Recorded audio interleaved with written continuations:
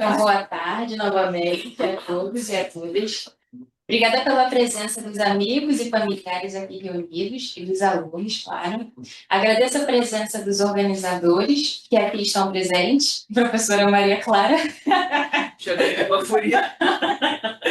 o padre André, e também do Eduardo, que é o organizador do livro, mas por motivos de doutorado em Paris, não está aqui presente. Mas por um bom motivo. Pena dele, mas o livro foi publicado pela editora PUC Rio. Por essa razão, agradecemos também ao professor Felipe Gomberg, que é seu diretor editorial. Agradecemos também à professora do Departamento de Letras, Rosana Colbains, que deu o pontapé inicial que inspirou a criação da disciplina O Profano e o Sagrado na Literatura, da qual esse livro se originou. Nosso especial agradecimento ao diretor do Departamento de Teologia, professor Padre Valdecir Gonzaga, que, além de escrever o prefácio, foi um dos maiores incentivadores dessa obra e se comprometeu pessoalmente, desde o início, com o financiamento de sua publicação. Já passo a palavra ao Padre Valdecir para fazer a abertura, mas antes faço a leitura do currículo dos professores Valdecir e Rosana, que vão falar logo após. Professor Valdecir Gonzaga é doutor e mestre em Teologia Bíblica pela Pontifícia Universidade Gregoriana, possui pós-doutorado pela FAGE e está realizando um segundo pós-doutorado junto ao Programa de Pós-Graduação de Teologia na PUC do Rio Grande do Sul. Atualmente é diretor e professor de Teologia Bíblica do Departamento de Teologia da PUC Rio e é criador e líder do grupo de pesquisa Análise Retórica Bíblica Semítica. A professora Rosana Colbains é professora associada do Departamento de Letras da PUC Rio, atuando na graduação e no programa de pós-graduação em Literatura, Cultura e Contemporaneidade. É coordenadora adjunta da Cátedra Sérgio Vieira de Mello, firmada em convênio com a Agência da ONU para Refugiados, a Acnur, e a PUC Rio. Atualmente desenvolve projetos de pesquisa, narrativas de deslocamento e refúgio, que histórias contam às crianças. Passo a palavra, então, ao Padre Valdecir. Está ligado no microfone? Bom, boa tarde. Deixa eu ver. Boa tarde a todos e a todas. Eu cumprimento com muito carinho o Padre André e a professora Maria Clara, aqui à mesa, a cada uma aqui presente e a quem nos acompanha já na sala Zoom, naquilo que nós chamamos o campus virtual. Agradeço com muito carinho, professora Maria Clara e Padre André, de vocês terem proporcionado que o departamento pudesse participar nesta obra. A Letícia agradecia a mim, mas eu quem agradeço, porque é sempre uma alegria. Professora Maria Clara, que me acompanha, sabe disso. O negócio é ver o povo publicando, né?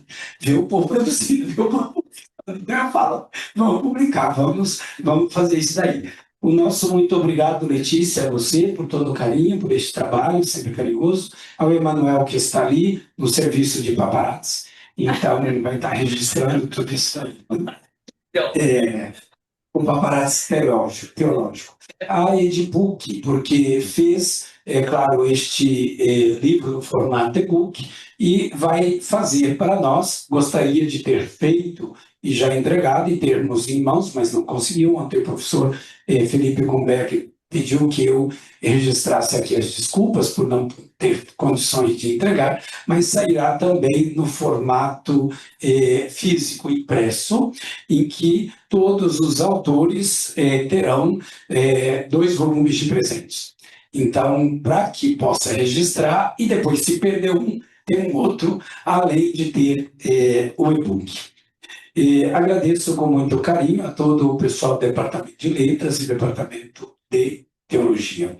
Além dos 2 professores aqui, a professora Maria Clara e o professor Padre André, o professor Eduardo, que por um motivo tão nobre está numa cidade tão bonita que é Paris, né? E aí vai. Eles como, é claro, organizadores, mas também cada um dos autores, a cada uma das autoras. É um tema realmente muito bonito e importante. Aqui nós temos 2 coisas, a beleza do tema e o valor, a importância do tema: mulheres, mística e literatura. Melhor do que eu, os dois poderiam falar disso no século passado, acusado como, ou indicado como século sem Deus, mas de grandes místicos e místicas e de grandes homens e mulheres que nos ajudaram neste sentido. A minha área, como foi indicada, é teologia bíblica. Então, quando me foi pedido a mim, falou, bom, mas você faria para nós uma apresentação? E eu disse, é claro que sim, mas a minha cabeça de biblista, eu falei, então eu vou buscar na Sagrada Escritura figuras femininas do Antigo e do Novo Testamento que possam ter alguma coisa para nos dizer. E eu procurava, então, já um título para esta apresentação, para poder falar desta obra, e eu pensei, eu falei, vou no livro dos Juízes, porque nós temos 12 juízes, os 6 juízes maiores e os 6 menores. Mas quem é, de fato, a figura de grande autoridade é Débora. E é óbvio, eu falei, bom, vamos ali. Eu falei, mas temos outras mulheres, e aí fui percorrendo, né? Então, na reforma de Josias tinha os profetas, os sacerdotes, tinha todo mundo. Quem que ele vai, no meio de todos, consultar e tomar como palavra autoritativa, né? De autoridade, a profetisa Uda. Então eu falei, bom, vou para Débora, vou para Uda. Falei, não, vou para aquela que tem algo a dizer, e foi consultada. Então, eu fiquei imaginando também o seguinte, estes autores e autoras que, ajudados pelo professor e a professora, fizeram este trabalho e foram atrás dessas mulheres para ver o que essas mulheres disseram daquilo que muitas vezes, como dizia Paul Ricoeur, é intraduzível ou é indizível, mas a poesia vai muito mais longe, a literatura vai muito mais longe do que aquilo que muitas vezes nós conseguimos expressar. Então, esta obra que reúne, vamos dizer, no título Mulheres, Mística e Literatura, tem essa capacidade de realizar, ou de pelo menos indicar, digamos assim, qual é o caminho que nós poderíamos trilhar para a construção de um mundo melhor. Um mundo melhor na dimensão daquilo que fala Paulo aos Gálatas na minha carta amada, 3:28, né? Para Deus não tem nem homem, nem mulher, não tem escravo, nem livre, não tem judeu, nem gentil. Então é importante ter uma obra como esta que nos ajuda na dimensão da hermenêutica, da simetria de gênero e, ao mesmo tempo, da hermenêutica do sagrado. O Padre André, com certeza, na apresentação, deverá nos falar, então, destas 3 partes, onde nós temos a contribuição de cada um, de cada uma, a quem eu também gostaria de registrar meu agradecimento. Logo, quando então, o departamento pôde colaborar, professora Maria Clara, Padre André, vários alunos e alunas daqui me escreveram agradecendo, né? E eu sempre dizia uma expressão que eu uso muito, grato eu, eu que agradeço e agradeço muito em participar, em poder participar. Mas vamos lá dizer uma palavrinha além desta beleza da obra de algumas mulheres das Sagradas Escrituras que, a meu ver, merecem ser recordadas juntamente com aquelas místicas que vocês puderam aqui retratar com beleza muito grande e, é óbvio, com competência também acadêmica. Nós temos a mãe de todos os viventes, é uma mulher, então, embora tivesse Deus feito homem, a obra da criação não estava completa, né? Então, é óbvio que nós precisamos olhar com muito carinho, ou seja, sem a parte feminina, a humanidade não está completa, ou seja, é preciso que nós cheguemos a esta simetria de gênero entre nós, aqui no Rio de Janeiro, no Brasil, no mundo. E este recado nos dá a Sagrada Escritura. Em relação à outra, segunda Eva, que é Maria, mãe de Jesus, se uma é mãe de todos os viventes, Maria também vai ter este título de mãe de todos nós. De tal forma que a humanidade ela é gerada, é óbvio, pela participação de um homem, mas quem gera, carrega no ventre, o que tem essa responsabilidade, quem vai educar para o mundo, mulher. Tem algumas pessoas nas Sagradas Escrituras que são de especial beleza e, curiosamente, são tidas como mulheres anônimas. Então, por exemplo, nós nunca vamos saber o nome daquela mãe dos 7 filhos dos Macabeus, porque diz uma mãe e 7 filhos. Ou então aquela mulher que está Jesus carregando a cruz e passando, o Evangelho de Lucas, no capítulo 11, versículo 27, e diz: feliz os seios que te amamentaram, o ventre que te gerou. Ou seja, são figuras, mas de uma grandeza realmente singular. Poderíamos dar um salto ao longo, e eu coloquei lá, ao longo das Sagradas Escrituras. É bonito lembrar, por exemplo, no cânon primeiro da oração eucarística, uma sequência de 7 mulheres, né?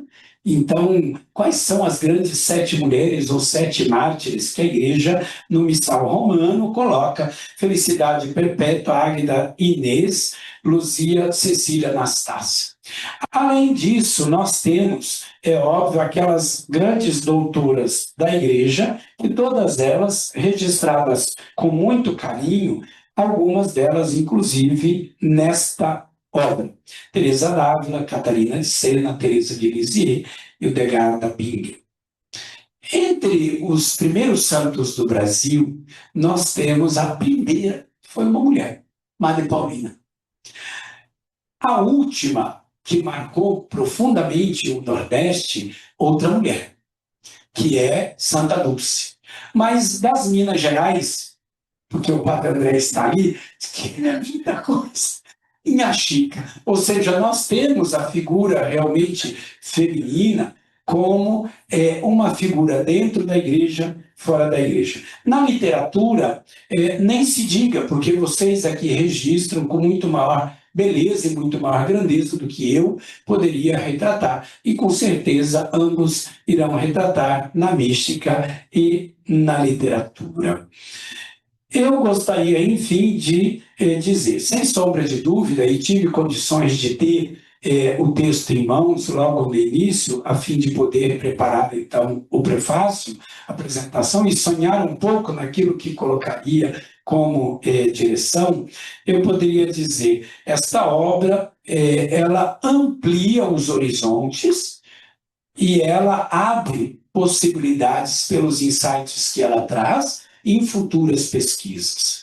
Nós precisamos, é claro, pensar na parte acadêmica de produção e investigação em produção, porque o Lattes pede, Sucupira pede, todo mundo pede, mas nós precisamos de obras humanizadoras e humanizantes como esta, que aqueçam o coração, que falem ao coração, que, repito, digam para nós aquilo que muitas vezes é indizível ou é quase que para nós intraduzível humanamente falando, mas a poesia, a mística conseguem dizer. E vocês foram buscar lá no poço, aonde nós tínhamos várias samaritanas com os baldes prontos, só esperavam alguém para poder tirar a água e oferecer para outros, e nós, com certeza, vamos poder beber desta água. Existe uma expressão em latim, alia iacta est, a sorte está lançada. Então, muito obrigado, parabéns aos organizadores, ao Padre André, à professora Maria Clara, ao Eduardo, depois a cada um dos autores, a cada uma das autoras, parabéns pela obra. Aqueles e aquelas que já tiveram contato pelo e-book, e depois, é claro, poderão ter também pelo físico, aproveitem bem.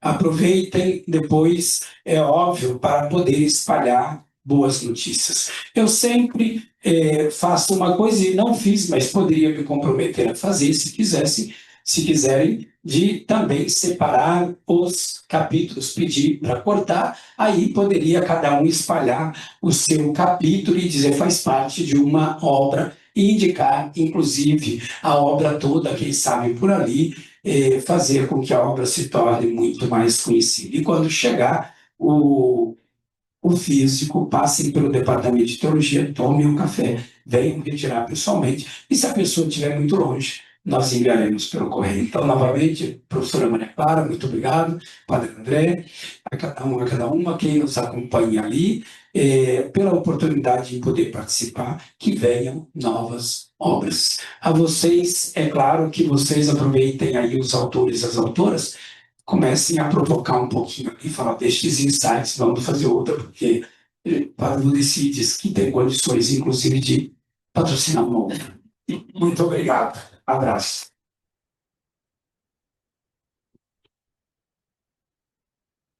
Professora Rosana. Olá, boa tarde. Me escutam bem? Perfeitamente. Sim. Ah, que bom. Bom, boa tarde a todo mundo. Cumprimento meus colegas, queridos amigos da mesa, professor Valdeci, Maria Clara, Padre André, quem não vejo há tanto tempo. Olá, Letícia, obrigada aí por toda a organização. Fiquei muito tocada com esse convite de vocês pensarem em me incluir nesse lançamento que me deixa radiante por esse encontro promovido entre alunas e alunos de letras e de teologia. E eu pensei brevemente em recuperar duas mensagens de e-mail que troquei com o Padre André e com a Maria Clara, e através dessas mensagens de e-mail eu acho que vocês vão ter notícias um pouco do histórico dessa disciplina que acabou gerando essa maravilha de livro que vocês produziram juntos. Então, olha só, no dia 28 de abril de 2023, né? Portanto, praticamente um ano antes da disciplina acontecer, eu escrevi uma mensagem para Maria Clara com cópia para o Padre André. Eu vou ler essa mensagem, é curtinha, e ela diz assim: Maria Clara, como está? Faz muito tempo que não nos cruzamos no campus. Creio que não nos vimos desde antes da pandemia. Hoje tive uma ótima conversa com o Padre André, que também lê esse e-mail. Trocamos ideias sobre o nosso programa de pós-graduação em Literatura, Cultura e Contemporaneidade e sobre os eixos investigativos e as disciplinas que o compõem. Conversamos também sobre teopoética e a possibilidade de voltar a oferecer a disciplina O Profano e o Sagrado na literatura no ano que vem, intensificando assim os diálogos que vocês dois já mantêm. O que te parece? Você se anima a repensar conosco formas de retomar e refigurar essa disciplina, contando agora com a parceria do Padre André no nosso programa de pós? Com o horizonte de 2024, há tempo de repensar os caminhos com calma. Fico à escuta e à disposição para seguir com a conversa. Forte abraço e bom feriado, Rosana. Isso foi lá em 28 de abril de 2023. 27 mensagens de e-mail depois, porque demorou tudo isso para a gente conseguir se encontrar, nós três, trabalhando no mesmo lugar, no campus da PUC. Tomamos 6 meses, 27 trocas de mensagem, e finalmente, no dia 25 de outubro de 2023, sentamos nós três, às 10 da manhã, numa quarta-feira, naquele antigo Kitchen Café, hoje em dia já fechado, atrás da igreja da PUC, sentamos ali numa manhã e começamos a conversar e tentar colocar essa disciplina de pé. E naquele primeiro cafezinho, Maria Clara e Padre André já fizeram uma espécie de brainstorm efervescente, né? Em que o nome dessas mulheres escritoras e místicas e teólogas já começaram a circular ali ao redor da mesa, e eles já foram fazendo uma espécie de curadoria inicial de quem seriam essas autoras, né? Que iriam compor um repertório cruzado entre teologia e literatura. E à medida que o cafezinho andava, eu fui ficando mais e mais silenciosa, porque os dois já engataram ali numa conversa e depois a coisa foi sozinha. Eu simplesmente ajudei saindo de cena para que a disciplina acontecesse, e tenho notícias, sobretudo dos alunos de literatura, mestrandos e doutorandos que fizeram a disciplina e ficaram absolutamente encantados com a experiência, né? E fiquei muito radiante depois de saber que isso tinha gerado um livro. E queria, então, assim, também, por fim, né, resgatar uma outra mensagem de e-mail, essa enviada por Maria Clara e Padre André, no dia 30 de junho de 2024, é o que eu acredito ter sido praticamente o último dia, o dia final de encerramento da disciplina de pós que eles ministraram no primeiro semestre de 2024. Então, a mensagem dos dois diz assim: querida Rosana, estamos escrevendo para dizer-lhe que sua iniciativa em nos propor o curso Sagrado e o Profano em Literatura, de maneira compartilhada, entre teologia e letras, foi excelente. Foi um semestre muito proveitoso para todos, professores e alunos. Exploramos juntos caminhos e autoras desconhecidos até então. Foi uma experiência riquíssima que nós adoraríamos repetir alguma vez. Um carinhoso abraço, André e Maria Clara. Então, esses duas mensagens de e-mail, eu acho que mostram as duas pontas do processo, né? O início e o fim, e a riqueza, né? Que isso foi para todos vocês que estiveram ali, tiveram o privilégio e a bênção, né? De estar uma vez por semana durante um semestre inteiro na presença do Padre André e da Maria Clara, trocando de maneira coletiva esses repertórios, essas inquietações, essas escritas, né? Das grandes mulheres que compuseram a biblioteca que vocês investigaram naquele semestre. Então, de novo, eu agradeço muito a gentileza de vocês terem me incluído numa história da qual não fiz parte, né? Só fiz um sopro inicial, e fico muito, muito feliz de ter esse livro agora perto de mim, perto de todos nós, e vida longa para esses escritos, e como Maria Clara e Padre André anteciparam ali na mensagem, que venham outras experiências, sempre aproximando, né, esses dois campos da letras, da literatura e da teologia, que já conversam há tanto tempo, e vão continuar conversando com as novas gerações, né, que compõem aí esse volume, e que seguirão ampliando aí essas fronteiras entre as disciplinas. Então, agradeço novamente e desejo muitas alegrias com esse livro e com os que ainda virão. Um beijo para todos vocês.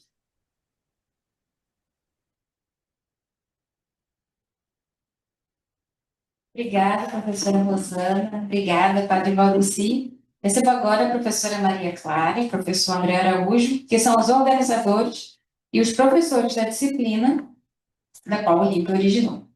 Maria Clara Bingman é graduada em Comunicação Social e Teologia pela PUC do Rio de Janeiro, é mestre em Teologia pela mesma universidade e doutora em Teologia Sistemática pela Pontifícia Universidade Gregoriana. Durante 43 anos, foi professora no Departamento de Teologia da PUC-Rio. Durante 10 anos, dirigiu o Centro Loyola de Fé e Cultura da mesma universidade. Durante 6 anos, foi decana do Centro de Teologia e Ciências Humanas da PUC-Rio. Tem experiências na área de teologia, com ênfase em teologia sistemática, atuando principalmente nos seguintes temas: Deus, alteridade, mulher, violência e espiritualidade. Tem pesquisado e publicado sobre o pensamento da filósofa francesa Simone Weil.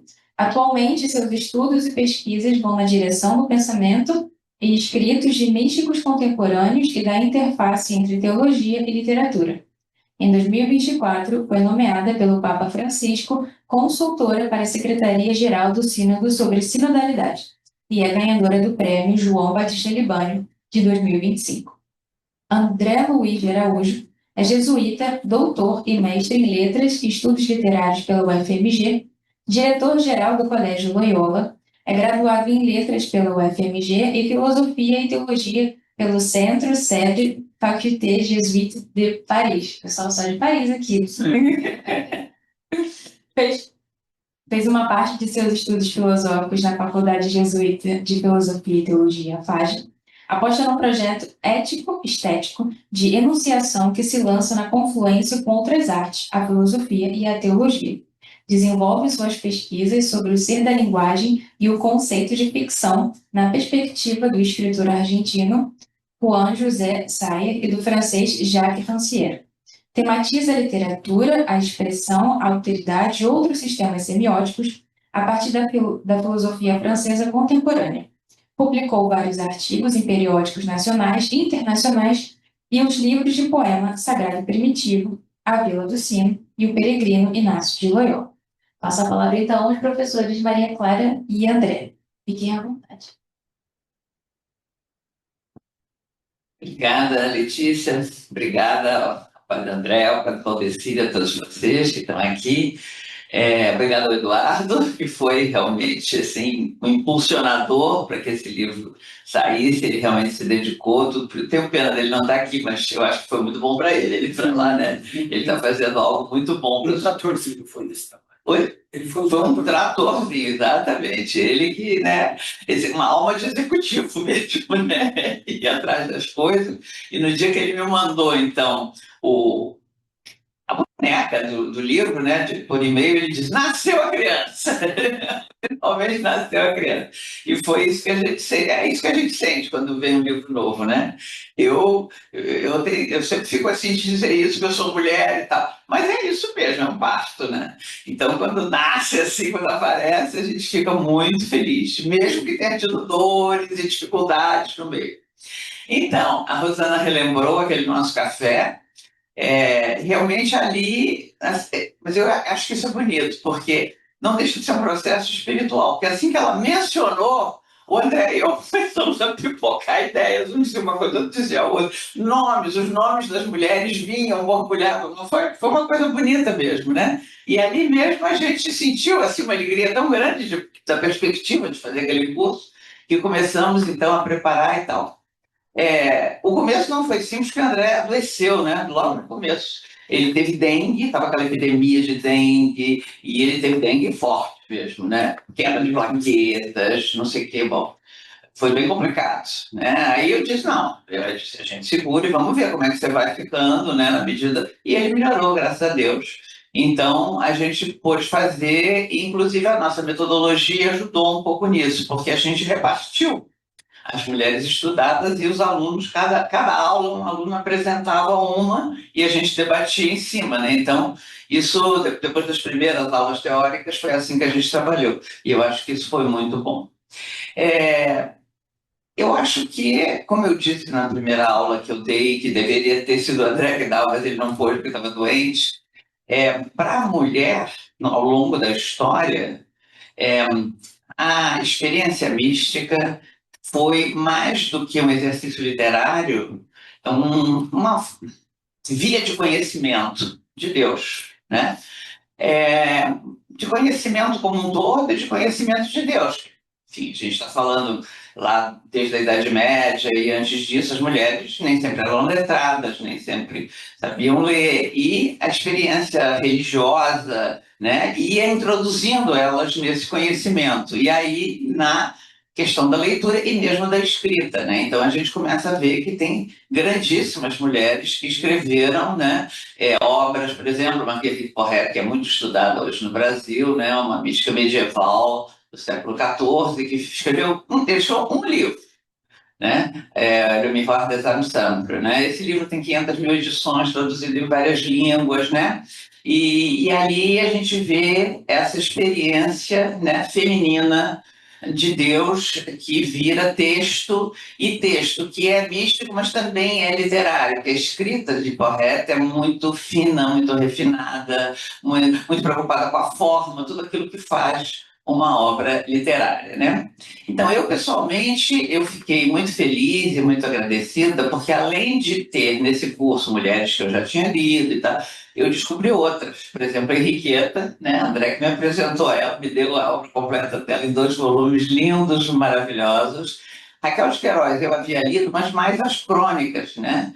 E a gente trabalhou uma obra dela muito importante, o 15, sobre a pior teta que já houve, né? Acho até que foi você que apresentou. Não sei quem foi que apresentou, mas foi muito impactante a apresentação dessa obra da Raquel. Enfim, só Juana Inês de la Cruz também eu conhecia mais superficialmente, e foi eu me lembro que foi a primeira que foi apresentada, né? E o entusiasmo dos apresentadores era tão grande que contagiou a turma inteira. Enfim, foi uma experiência realmente gozosa, eu acho, né? E eu acho que todo mundo estava muito envolvido no curso, e não só no perfil da escritora, da mística que estava trabalhando, mas também nas outras, né? Foi um curso muito enriquecedor. Por isso que eu acho, e os trabalhos finais foram de muita qualidade, né? Então, eu conversava com o Padre André depois, eu disse, puxa, seria ótimo se a gente pudesse publicar, e finalmente conseguimos, né? Então, eu fico muito contente com isso. Por quê? Você falava das mulheres anônimas da Bíblia, né? E muitas vezes, realmente, quer dizer, a profecia sai da boca das mulheres, mas o nome delas não é dito. É interessante isso, né? Essa mulher que disse, bem-aventurada, o vento que te trouxe os peitos que te amamentaram, que é algo que, onde se anuncia o evangelho, essa palavra ressoa, né?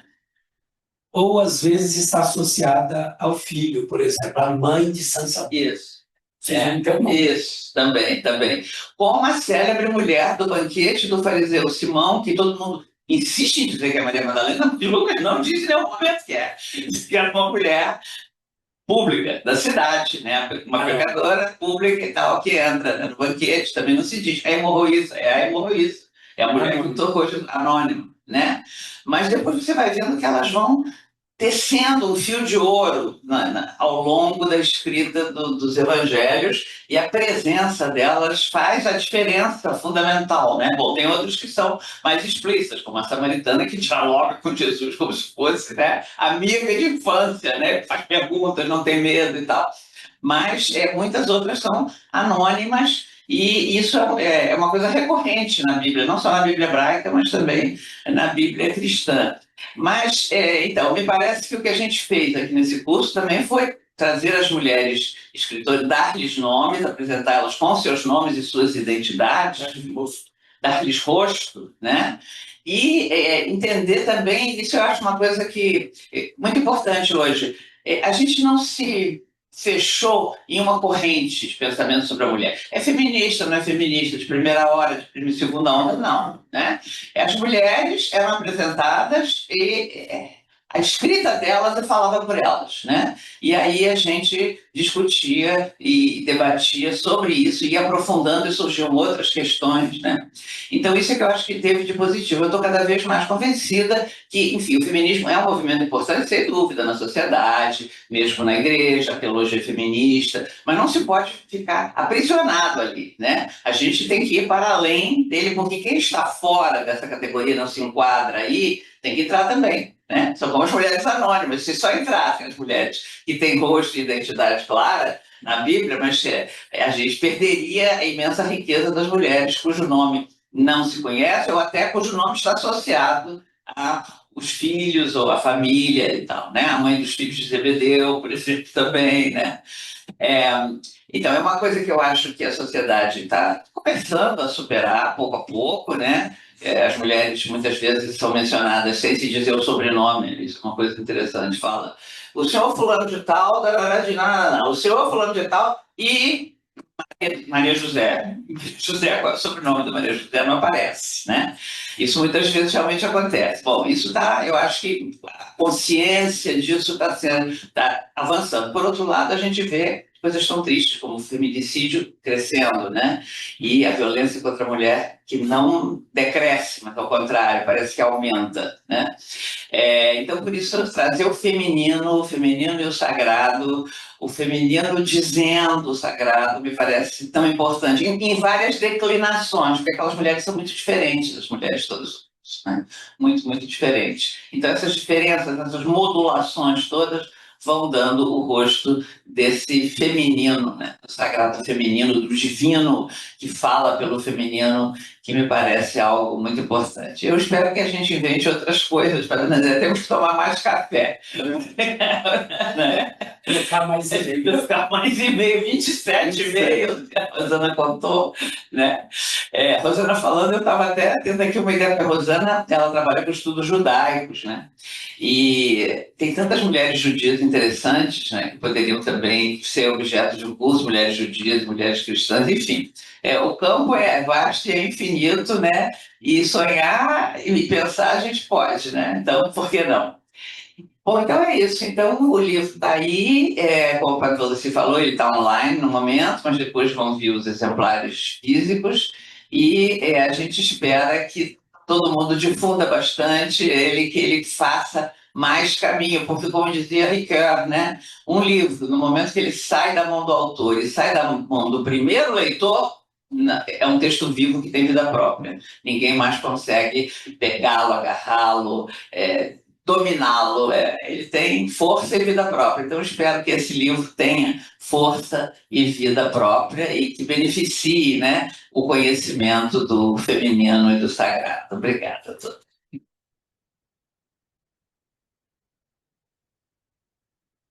Bem, boa tarde. É uma alegria estar de volta, né? Estar aqui, ainda que nesses momentos que a PUC proporciona para a gente.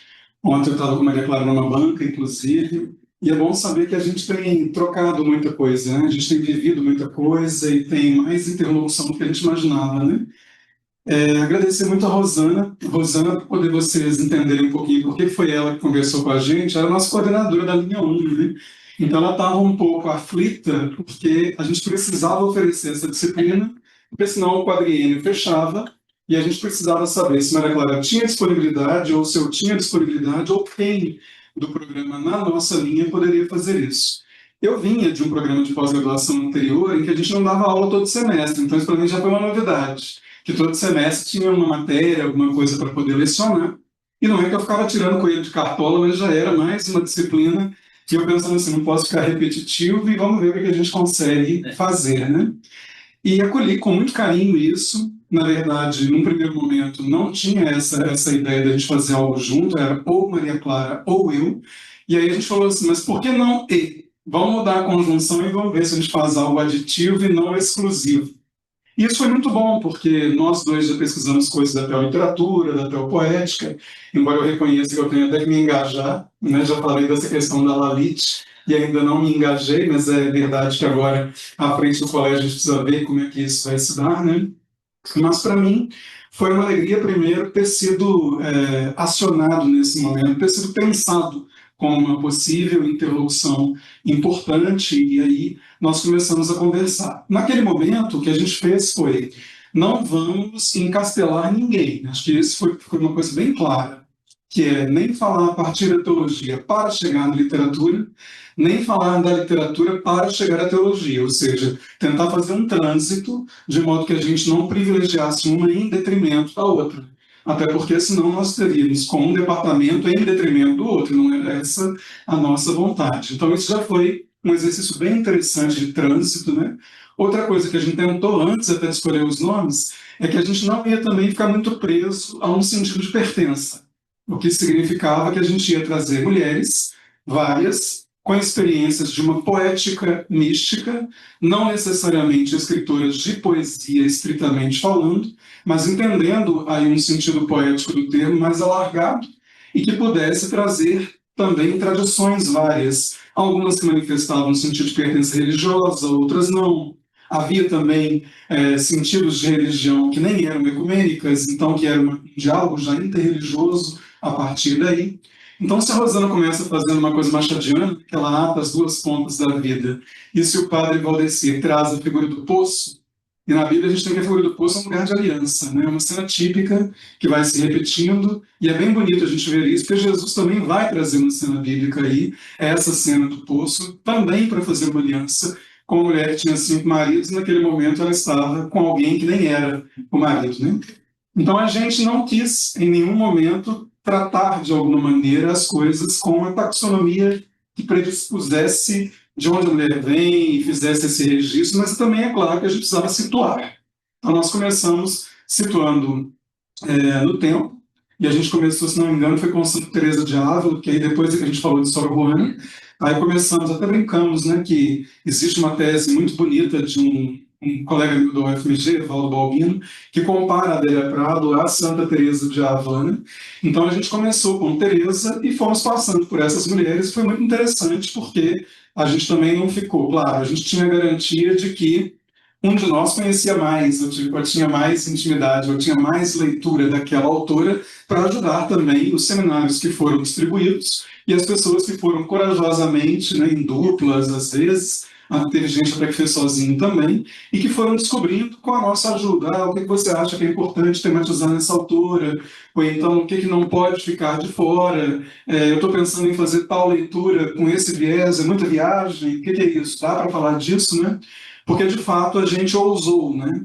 Então, eu me lembro que alguém poderia pensar assim, o que a Ana Cristina César tem de mística, o que ela tem de algo que eu pudesse trazer para esse cenário? É só porque o professor fez um doutorado na Ana Cristina César? Claro que não. Então, a gente foi descobrindo filha de pastor, né, de uma igreja protestante, e fomos vendo também que ela foi alfabetizada, inclusive em inglês também, lendo com a avó cenas bíblicas, e que ela tem também algo aí bastante forte, né, na sua poética, e é também da casa. Ana Cristina, se estivesse viva, seria colega hoje de Paulo Henrique Brito, porque os dois muito próximos aí, aproveitando para cumprimentar o Paulo também, por essa recente entrada na academia, e junto da cadeira que era da Heloísa, que também foi uma pessoa importantíssima para os dois.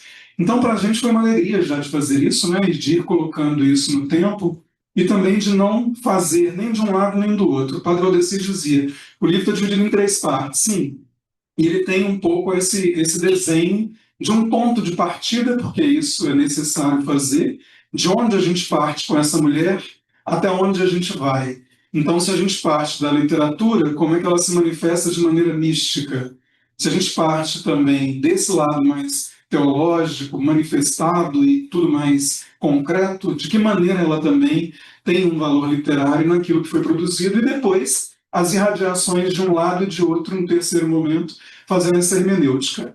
Ontem a gente conversava numa banca, Maria Clara e eu estávamos numa banca que eu, felizmente, consegui entregar, né? Porque a gente vai deixando algumas coisas por missões próprias da Companhia de Jesus. Eu agradeço muito o tempo que passei aqui, mas as pesquisas agora eu tenho que ajudar para poder ir finalizando. E uma delas a gente finalizou ontem, foi muito bonito, e uma das coisas que a gente dizia é o processo que nós escolhemos para análise ali, logo no início, tinha pelo menos 2 vertentes, né? A primeira discussão que a gente fez em sala, não sei se vocês se lembram, estou falando vocês porque os meninos estão aqui, né, além dos que estão acompanhando a gente aqui, foi de fazer uma crítica, Rosana, ao nome do curso, né? Porque a gente, já que a gente não queria taxonomia de nada, nem de sagrado nem de profano, então a gente queria saber em que medida algum autor, e aí no caso nós lançamos o nome Teatro Chardin, no meio divino, para que a gente pudesse discutir as categorias do que seria sagrado, do que seria profano, e uma vez que o Espírito de Deus toca tudo, o que seria esse profano? Senão a gente já começaria dando um tiro no pé, falando de algumas autoras que elas poderiam ficar aí com alguma pecha, e a gente não queria nada disso. Então a primeira discussão foi essa.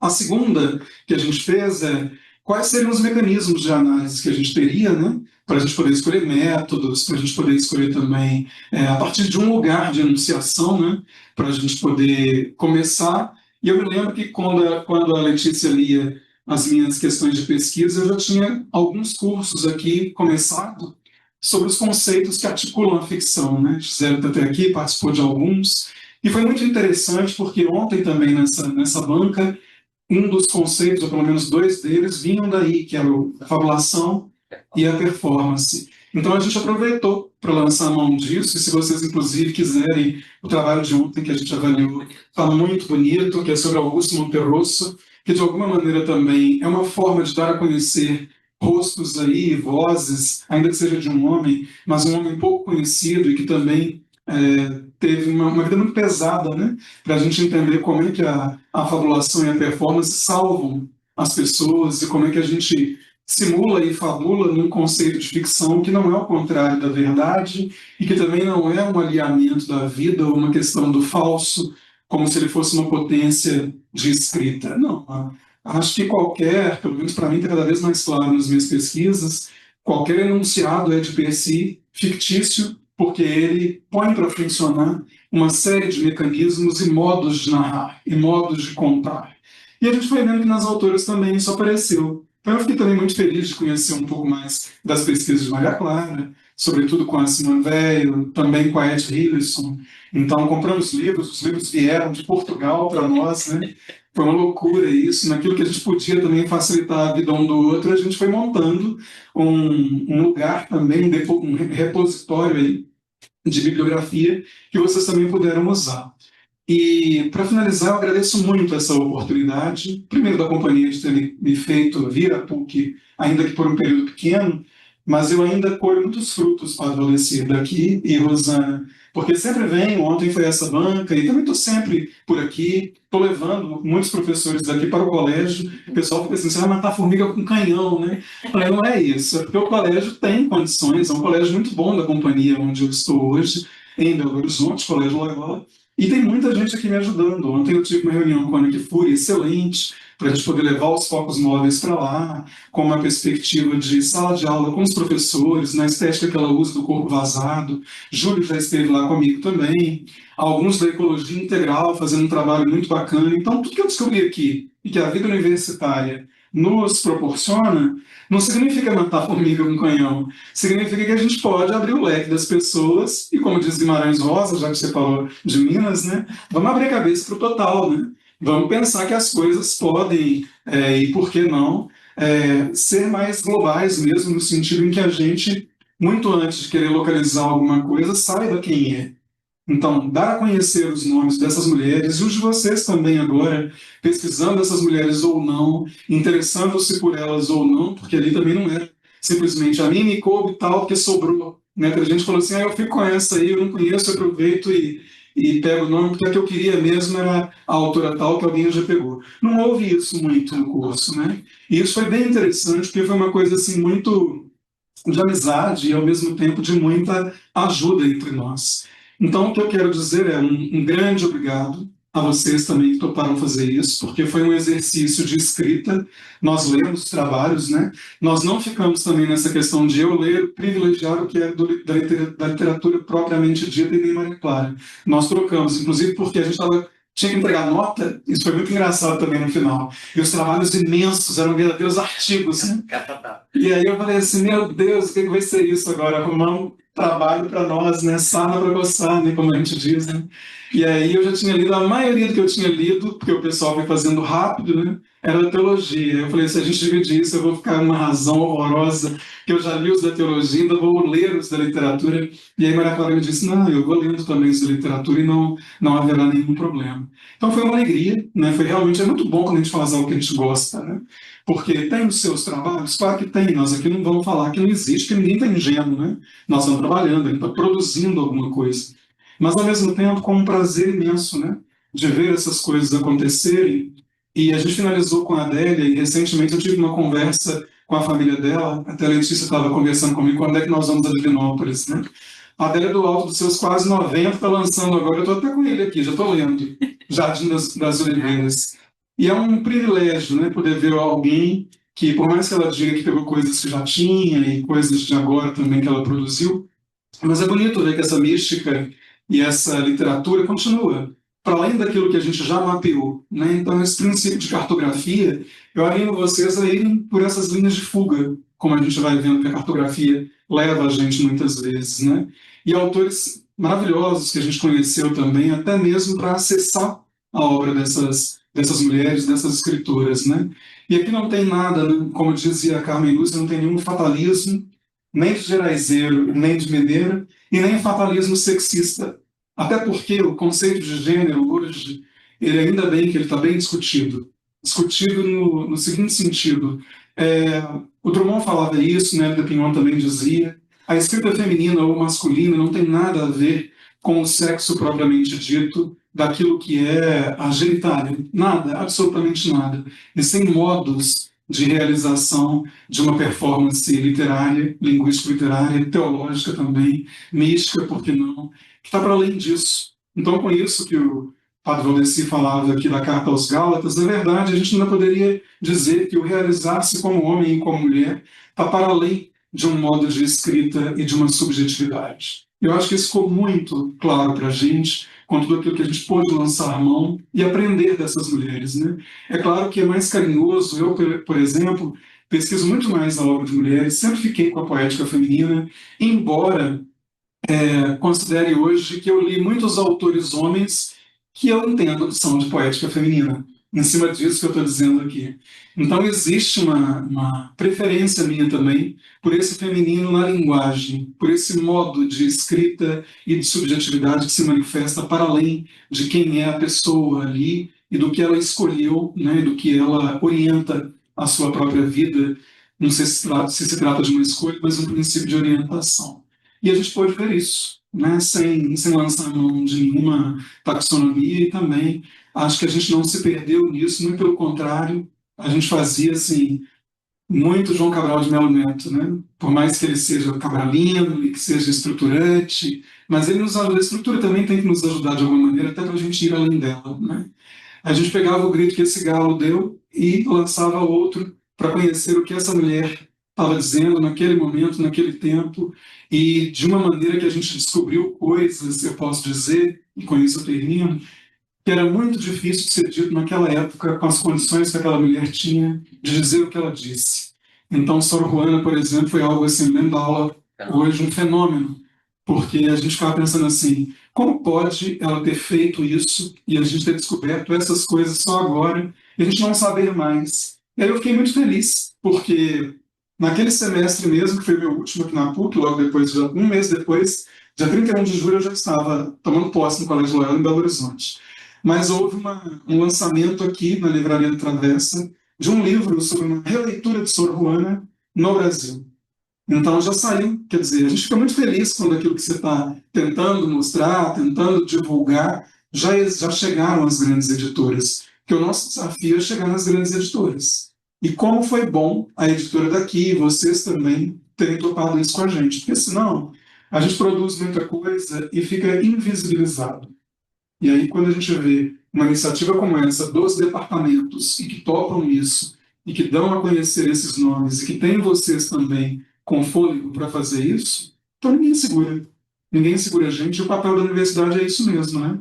É de uma intervenção cultural sem ser panfletário. Não precisa. Já tem coisa demais panfletária aí fora, e num momento muito tenso da história do nosso país, que é o que a gente tem vivido agora.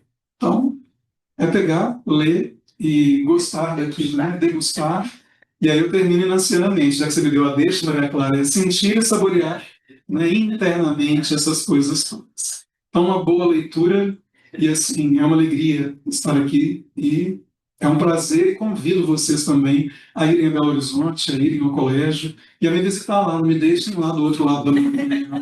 Porque pode parecer que meu horizonte é menor, porque eu vejo uma montanha à minha frente, mas vocês aqui também veem. Com uma diferença, tem uma razão aqui que abre uma perspectiva para vocês. Obrigado.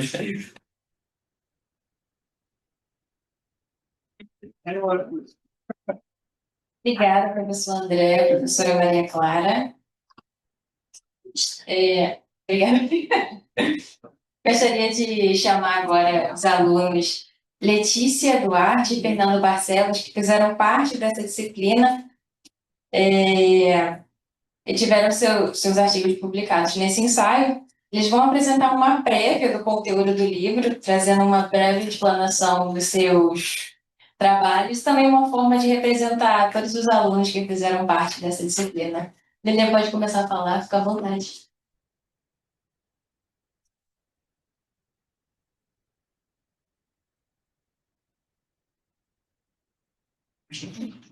Boa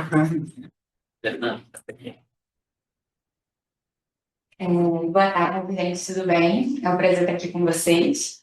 É um prazer estar com os professores. Foi um curso realmente muito bom. Eram aulas. Como mulher, Nossa, apresentador. como mulher, os padres são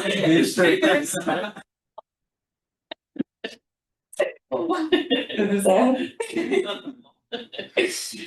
O curso realmente foi maravilhoso. Eram aulas que a gente tinha prazer de estar vindo para poder ouvir todos os colegas, ouvir sobre as autoras e as discussões que surgiam. E ter esse fruto do livro realmente é incrível. Foi muito bom poder contribuir e participar. E eu vou falar um pouquinho do capítulo que eu escrevi. Vou ser breve.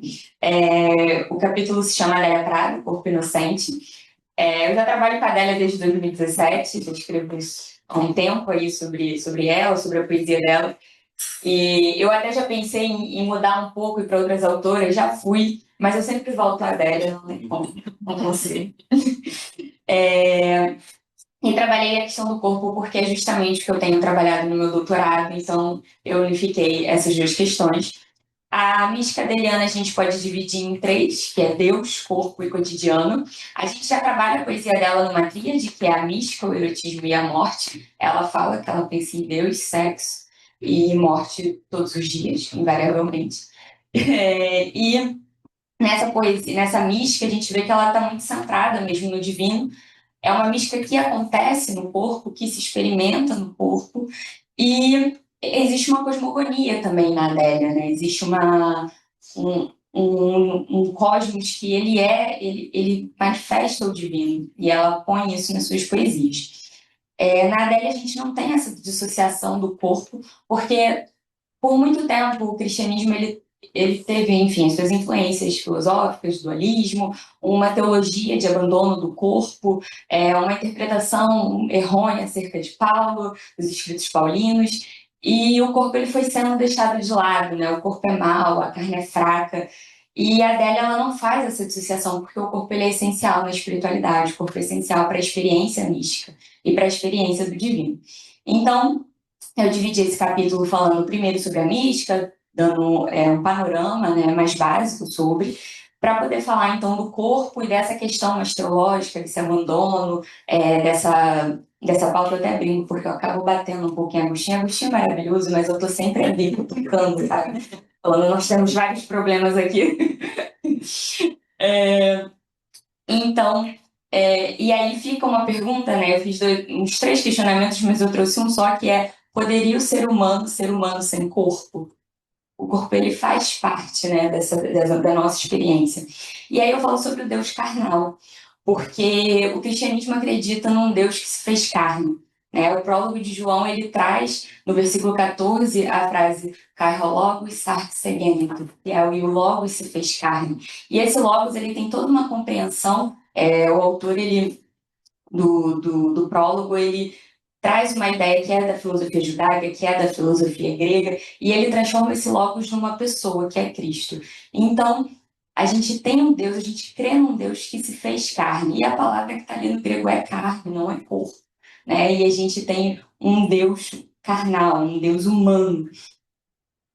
Posteriormente, então, eu falo sobre o corpo carne, que é onde eu cito Paulo, e discorro um pouco mais sobre essa questão da diferença. Os termos gregos para corpo é soma e para carne é sarx. Eles podem ser intercambiáveis ao longo do Evangelho, mas quando Paulo ele fala sobre uma carne corruptível, né, existe muito essa ideia de que então o corpo ele é mau, mas Paulo ele nunca disse isso.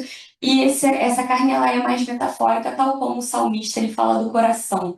Então a gente está num ambiente metafórico e não num ambiente físico. O corpo ele precisa existir para a gente poder viver a mística e viver a experiência divina. Depois eu passo então para falar sobre a mística corpórea adeliana, propriamente dita, falar das poesias, as análises, e dividindo ela em 3 partes, que é ver Deus com a carne, citando as poesias Gregoriano e Jó Consolado, que são 2 poesias maravilhosas. Eu sou suspeita para falar, né? Mas Gregoriano, ela fala sobre o canal lacrimal ver a Deus. Então, nós vemos Deus com o nosso corpo.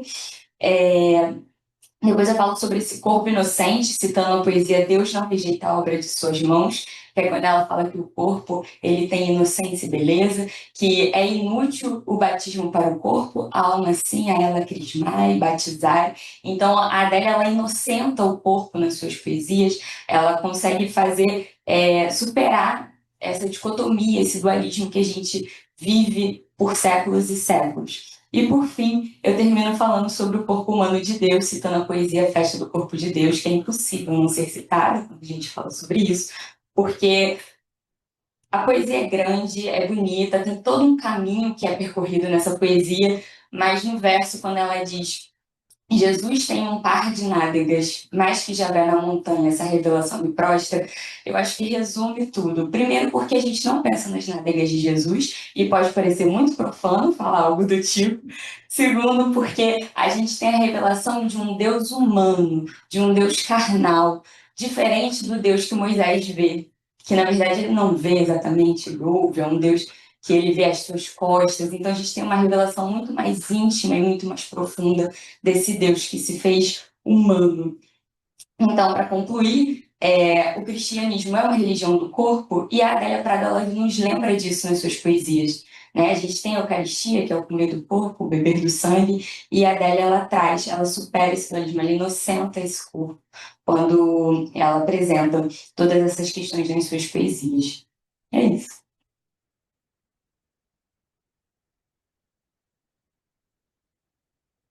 Boa tarde. Eu quero agradecer, né, primeiramente, a professora Maria Clara, pelo carinho de sempre, para o André e para o Valdeci, pelo incentivo dessa publicação. Se o anonimato e também a exposição dessas mulheres, eu diria, sendo homem, que perto dessa pesquisa tão grande da relação entre teologia e literatura, eu sou aquele garoto com lençol só, observando ao longe o trabalho da Maria Clara, da Letícia, de outros, do Padre André, com teologia e literatura, porque me enveredei nesse caminho, mas também não estou tão enganjado assim dentro de toda a esfera que essa pesquisa rica pode oferecer, embora esteja trabalhando no doutorado a relação entre teologia e literatura a partir do programa de literatura da casa. Bom, o meu artigo foi sobre a Cecília Meirelles e eu encarei como um desafio pessoal, embora já tenha na formação me encontrado com Cecília algumas vezes, porque a gente faz isso, né? Quase que uma mediunidade de trabalho com os mortos, a gente vai se encontrando com eles e com elas, mas não nesse filão da teologia e da literatura. Diferente de vocês todos, eu vou ler o meu resumo, porque fica mais fácil para eu compensar o nervosismo. Bom, o meu artigo parte da relação entre a teologia e a literatura, compreendendo ambas como linguagens que buscam dar sentido à experiência humana diante do mistério da existência. A pesquisa não pretende impor um discurso religioso à obra da Cecília Meirelles, como disse o padre André, mas investigar como sua poesia expressa esses rastros do sagrado e pode ser lida numa chave teopoética. O ponto de partida, né, metodológico é a noção de que tanto a teologia quanto a literatura operam como formas de interpretação da realidade e do ser.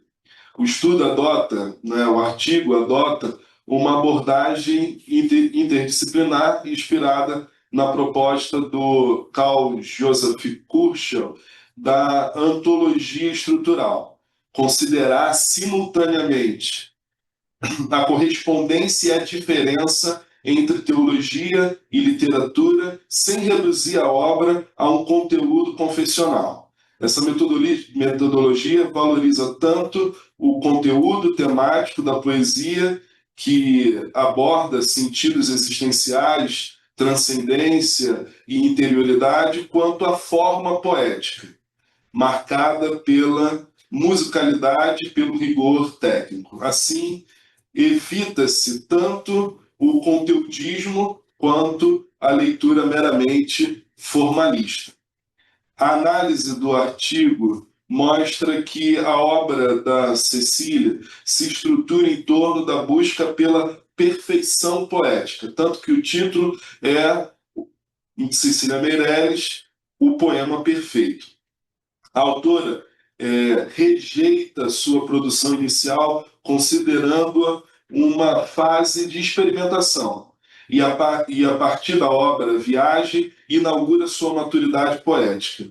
Essa maturidade se caracteriza pela tentativa de alcançar o equilíbrio entre a forma e a expressão, numa busca pelo absoluto e pelo inefável. Manuel Bandeira destacou que essa capacidade da poeta de transfigurar diversas influências literárias, parnasianismo, simbolismo, modernismo, surrealismo, é uma técnica própria, marcada pela originalidade e pela profundidade estética. Sua obra está marcada por uma transversalidade no uso das tradições literárias que marca o que podemos chamar de uma diafonia poética provocadora. A perfeição poética, entretanto, não reduz o virtuosismo formal, ela está ligada ao processo de transfiguração. Cecília transforma o grito em música, ou seja, a experiência bruta da existência em uma expressão estética refinada e universal. Essa operação em diálogo com o literário, né, Benedito Croce, é estendida como a perfeição, ou é entendida como a perfeição entre a fusão de conteúdo e forma. Assim, a Cecília se torna atemporal, voltada para a essência e para a transcendência que ultrapassa o mero cotidiano.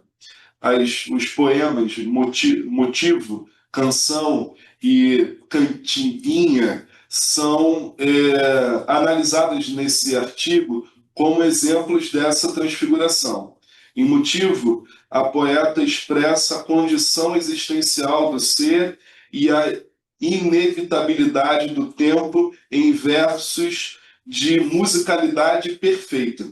Em Canção, o vento surge também como em Cantininha, o vento surge como símbolo da revelação e transformação, remetendo às imagens bíblicas como Babel e Pentecostes, mas sem se prender a uma tradição religiosa específica. Trata-se de uma espiritualidade poética, universal e aberta, que busca traduzir a condição humana diante desse mistério. Nesse sentido, a obra de Cecília Meirelles é teopoética. Lida com a questão fundamental da existência, vida, morte, sentido, efemeridade, e as eleva a uma dimensão ontológica e espiritual. Em diálogo com Paul Tillich, o artigo mostra que a poesia de Cecília toca a finitude humana e a angústia existencial, configurando-se como espaço de revelação do divino enquanto resposta implícita às perguntas mais radicais da humanidade. Conclui-se que Cecília Meirelles, ao buscar o poema perfeito, pela via da transfiguração e da transcendência, ultrapassa os limites da estética e adentra o campo ontológico e espiritual. Sua poesia é, ao mesmo tempo, arte, reflexão existencial, tornando-se um espaço privilegiado de diálogo entre a literatura e a teologia. Dessa forma, a leitura da sua obra convida a todos nós a refletir sobre a natureza da existência, sobre a possibilidade de encontrar na palavra poética uma experiência de transcendência. Obrigado.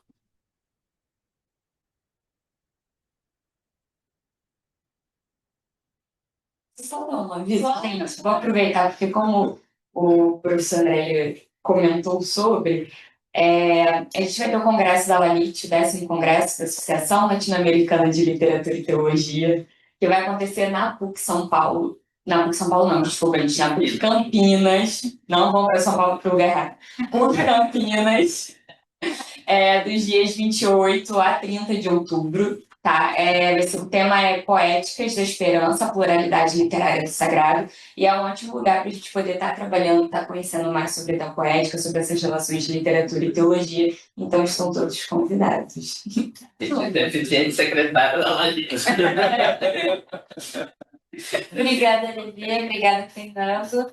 Então, vamos caminhar para o encerramento. Padre André, convido novamente para encerrar. A senhora gostaria de falar? Não, eu sei, mas a gente vai ficar aqui até as 3. Eu tô achando ótimo ouvir tanta coisa bonita. Pois é.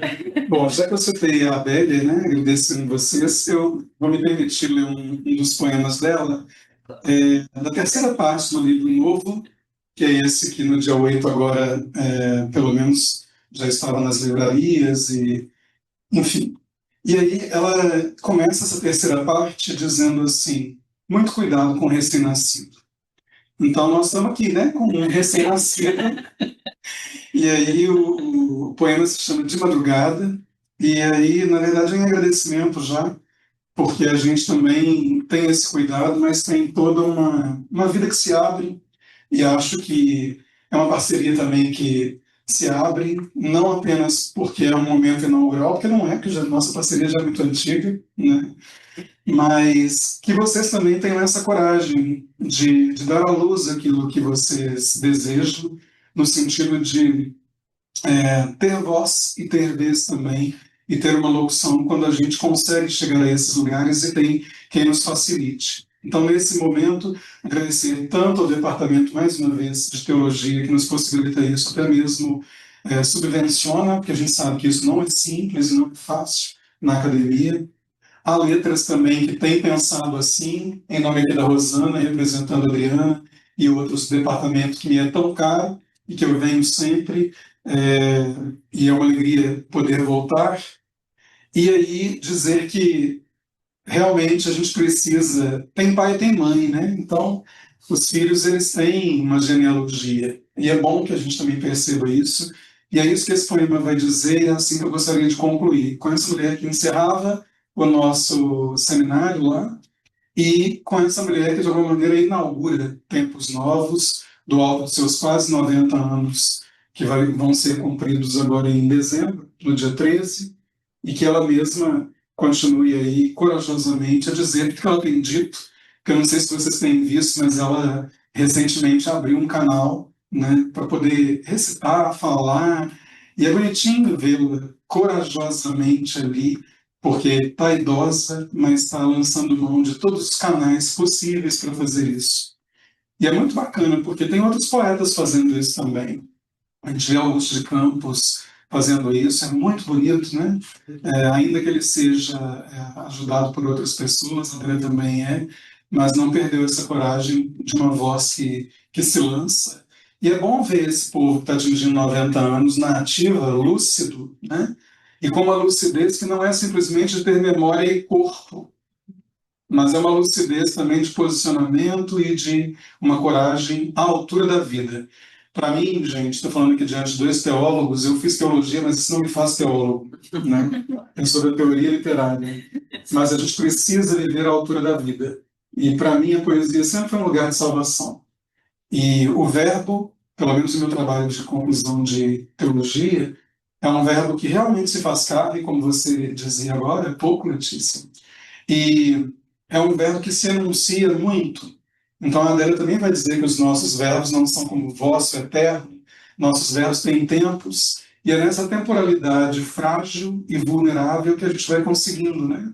Aqui e ali, fazer as nossas enunciações também. Então, sem delongas, de madrugada. Olhos moram em nascentes, o que não lhes falta é água para chorar. Choremos, pois, ao latido do cão, oracular e sinistro. Sinto saudade já deste momento que ainda nem passou. Talvez desejemos pouco que desejamos tanto. Não ouso valentias contra este medo que julgo me proteger. Quero viver, Deus. Sinto frio, muito frio. Não me expulses do ninho ainda em plume. Me aquece com brandura, sem pesar sobre mim a tua mão. Então, que a gente termine assim, cada um lendo as suas próprias interlocuções e as dos demais, sem aqueles olhares que investigam para encontrar as coisas como se fosse um inquisidor, que nem Deus faz isso com a gente, né? A presença misericordiosa de Deus é de uma misericórdia que nos alcança lá onde a nossa vida se realiza com toda dificuldade. Eu gosto muito da carta de Tiago, que diz isso. A misericórdia triunfa sobre qualquer juízo. E a gente lê isso de vez em quando nas laudes pela manhã, para que a gente tome consciência disso. Eu tenho certeza, na minha crença, né, e é nisso que eu acredito, que a palavra primeira é da misericórdia, a palavra duradoura é da misericórdia, e a palavra final também é da misericórdia. O que significa que a gente é criado o tempo inteiro, como diz Inácio, no amor, na liberdade que a gente vai exercendo aos poucos, destinados a essa misericórdia. Então é muito bonito, né?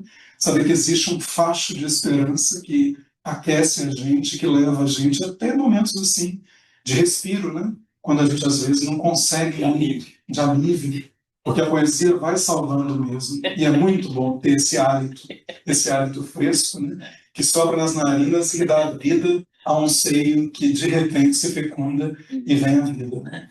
Então, não sei se a Maria Clara quer falar ainda, eu acho tão ruim a gente terminar, né? Mas é isso. Não é? Agradecer muito e que isso fique aí, como dizia Drummond, de escrita feminina, mesmo sendo homem, na memória das nossas retinas.